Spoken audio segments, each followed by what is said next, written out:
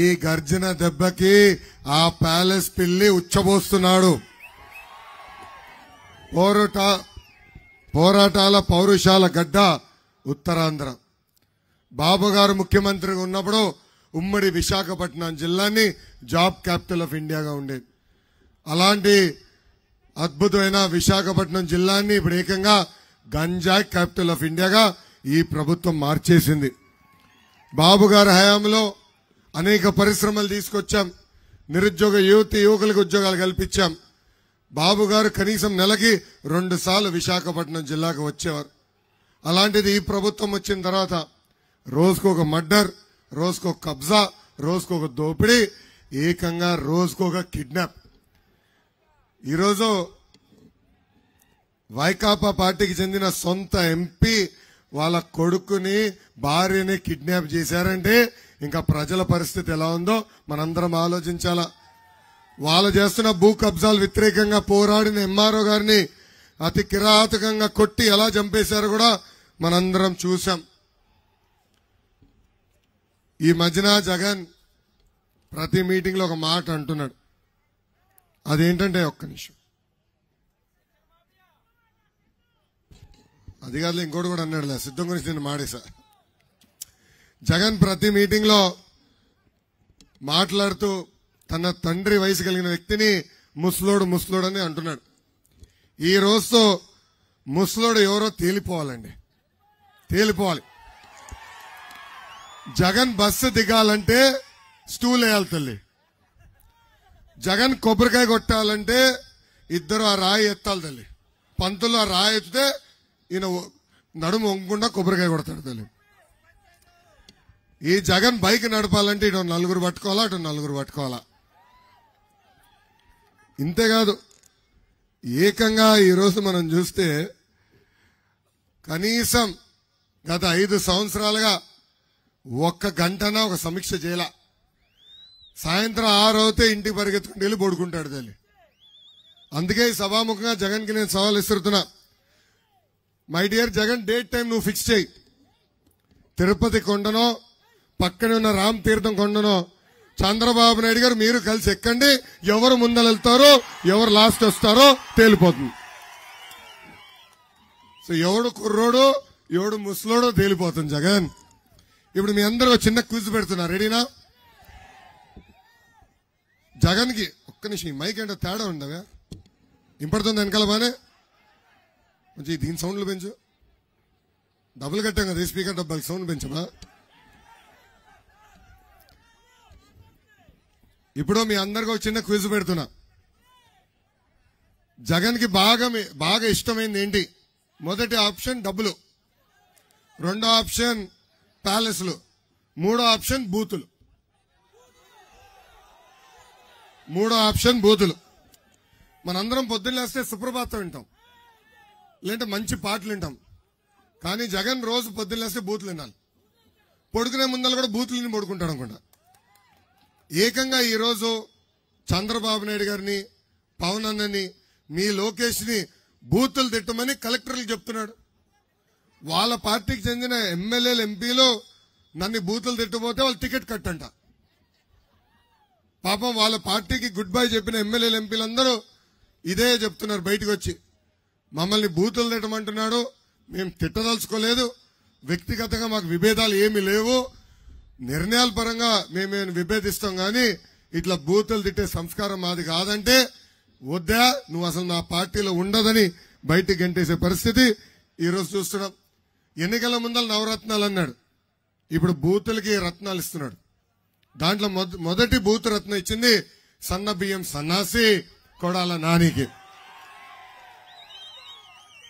ఇక్కడ చాలా మందికి తెలియదు తల్లి, 10th క్లాస్ పేపర్ లీక్ లో జగన్, 10th క్లాస్ పేపర్ దొంగతనంలో జగన్ హైదరాబాద్ లో దొరికాడు తల్లి.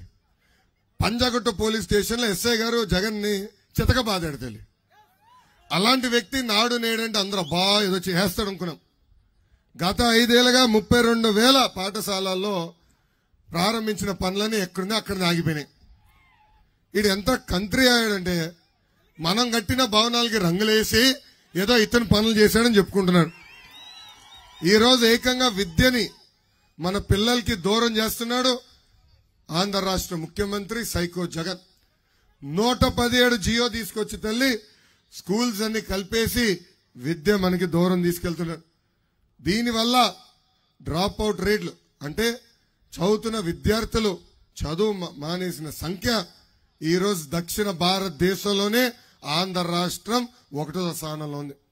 భారతదేశంలో ఇది 12.6 ఉంటే ఆంధ్ర రాష్ట్రం 16.3 ఉంది. చూడండి ఎలాంటి పరిస్థితి వచ్చిందో.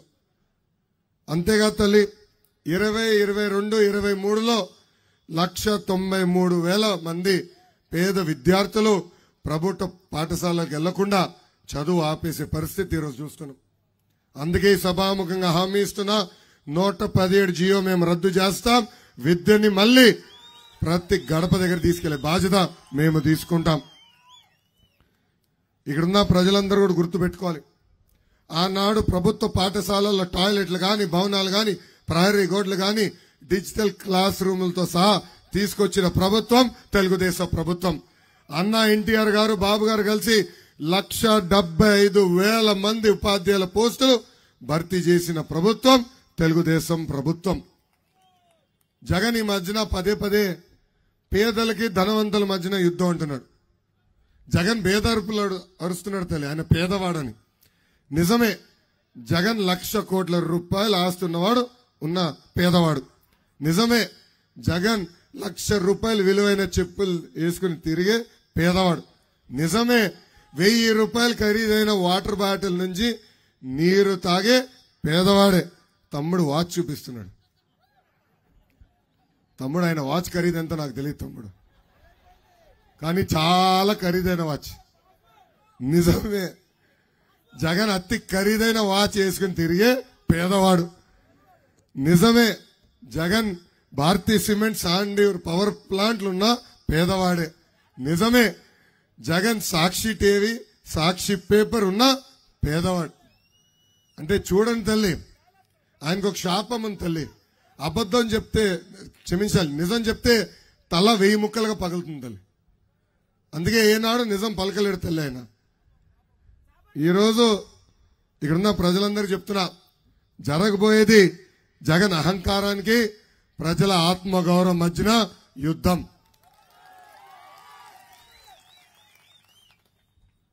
మీ లోకేష్ ని చూస్తే జగన్ కి భయం. నన్ను పాదయాత్ర చేయకుండా ఆనాడు జియో 1 తీసుకొచ్చాడు. అన్ని రకాలుగా నన్ను ఇబ్బంది పెట్టారు. ఇట్లా మైక్ పట్టుకుని మాడితే మైక్ లాక్కుని వెళ్ళిపోయారు. ఊర్లోకి వచ్చి అందరు కంపడాలని స్టూల్ ఎక్కితే ఆ స్టూల్ కూడా లాక్కుని పోయారు తల్లి. చివరికి ఇట్లా కాదు, బండి ఎక్కితే ఆ బండి కూడా లాక్కుని వెళ్ళిపోయారు తల్లి. చూడండి ఎంత ఇబ్బంది పెట్టారు. ఇప్పుడు ఏకంగా ఈ ఎర్ర బుక్ పైన కూడా కేసులు పెడుతుంది ఈ ప్రభుత్వం. మై డియర్ జగన్, నాది అంబేద్కర్ గారు రాసిన రాజ్యాంగం, నీది రాజారెడ్డి రాజ్యాంగం. నేను ప్రజల్లో ఉంటే నువ్వు పరదాల్లో ఉంటావు. నేను 25,000 కిలోమీటర్లు సీసీ రోడ్ వేస్తే నువ్వు కనీసం ఒక గుంట కూడా పూడ్చలేని దద్దమ్మ. నేను స్టాన్ఫర్డ్ ఎంబీఏ చేస్తే నువ్వు 10th క్లాస్ పేపర్ లీక్ లో పట్టుబడిన వ్యక్తి. నేను టీసీఎల్, హెచ్సిఎల్, జోహో లాంటి అనేక పరిశ్రమలు తీసుకొస్తే నువ్వు తీసుకొచ్చింది boom boom, president medal, Andhra gold లాంటి పరిశ్రమలు. తల్లి జగన్ ఒక అద్భుతమైన కటింగ్ ఫిట్టింగ్ మాస్టర్ తల్లి. Cutting fitting master. ఆయనకి 2 బటన్లు ఉంటాయి తల్లి. బులుగు బటన్ ఇక్కడ, బల్ల కింద ఎర్ర బటన్ ఉంటుంది తల్లి, ఈ రంగు ఎర్ర. బులుగు బటన్ నొక్కుతాడు తల్లి, అకౌంట్ లో 10 రూపాయలు పడుతుంది. నేను ఒప్పుకుంటా, 10 రూపాయలు పడుతుంది. కానీ అదే క్షణం ఎర్ర బటన్ నొక్కుతాడు తల్లి, అకౌంట్ నుంచి 100 రూపాయలు ఉష్యం పోతుంది తల్లి. ఎలా పోతుందో చెప్పాలి కదా. కరెంటు ఛార్జీలు 9 సార్లు పెంచి బాధుడే బాధుడు. ఆర్టీసీ ఛార్జీలు 3 సార్లు పెంచి బాధుడే బాధుడు. పెట్రోల్, డీజిల్, గ్యాస్ ధర పెంచి బాధుడే బాధుడు. ఇంటి పన్ను పెంచి, చెత్త పన్ను పెంచి, క్వార్టర్ బాటిల్ ధరలు పెంచి, ఇప్పుడు కటింగ్ మాస్టర్ అని చెప్పే కదా, అది కూడా చెప్పాలి తల్లి.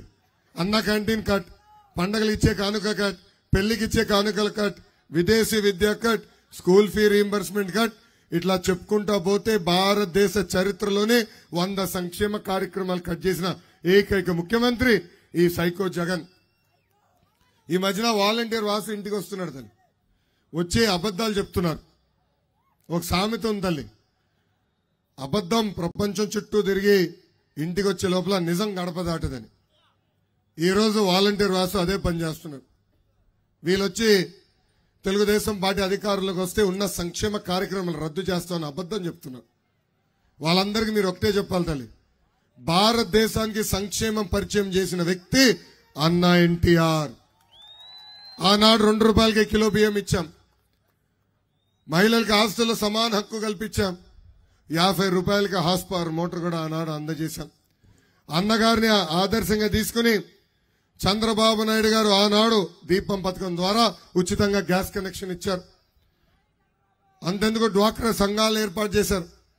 మొన్న ఆయన ముఖ్యమంత్రి అయినప్పుడు ఏకంగా పెళ్లి కానుకలు, పండుగ కానుకలు, చంద్రన్న బీమా, పసుపు కుంకం, అన్నదాత సుఖీభవ, అన్న క్యాంటీన్, ఇట్లా చెప్పుకుంటా పోతే 100 సంక్షేమ కార్యక్రమాలు చేసిన ఏకైక ముఖ్యమంత్రి చంద్రబాబు నాయుడు గారు. ప్రజలు పడుతున్న కష్టాలు మేము చూసాం. మీకు అండగా నిలబడేదానికే బాబు సూపర్ 6 కార్యక్రమానికి శ్రీకారం చుట్టాం. అది పవన్ అన్న చంద్రబాబు గారు కూర్చుని ఒక అద్భుతమైన 6 హామీలు అంటే మేనిఫెస్టో రూపొందించారు. మొదటి హామీ, నిరుద్యోగ యువకులకి 5 సంవత్సరాల్లో 20 లక్షల ఉద్యోగాలు మన ప్రభుత్వం కల్పించబోతుంది. ఉద్యోగం వచ్చే వరకు ప్రతి నెల 3,000 రూపాయలు నిరుద్యోగ భృతి కూడా మన ప్రభుత్వం ఇవ్వబోతుంది. ఇంకా రెండో హామీ, స్కూల్కి వెళ్లే ప్రతి విద్యార్థి తల్లిదండ్రుల అకౌంట్ లో ప్రతి ఏడా 15,000 రూపాయలు మన ప్రభుత్వం వేయబోతుంది. అంటే ఒకరుంటే 15,000, ఇద్దరుంటే 30,000, ముగ్గురుంటే 45,000 రూపాయలు మన ప్రభుత్వం వేయబోతుంది. మూడో హామీ, ప్రతి రైతుకి అండగా నిలబడడానికి 20,000 రూపాయలు ప్రతి ఏడా ఆర్థిక సహాయం కూడా మనం చేయబోతున్నాం. ఇంకా ప్రతి ఇంటికి ప్రతి ఏడా ఉచితంగా 3 ఎన్ని ఎత్తి చూపించాలా, చేతిలో చూపించండి, 3 గ్యాస్ సిలిండర్లు అందజేసే బాధ్యత, ఉచితంగా అందజేసే బాధ్యత మేము తీసుకుంటాం. నేనొక నిజం, జరిగే యథార్థాల అగ్ని పర్వతం, జననం మరణం మధ్య జరిగే నాటకానికి నేనే సాక్షిని. సగటు మానవుని గొంతుక నేను. మీ అందరి కోసం ప్రతి గడియ పనిచేస్తూ గళం వినిపించే G9 న్యూస్.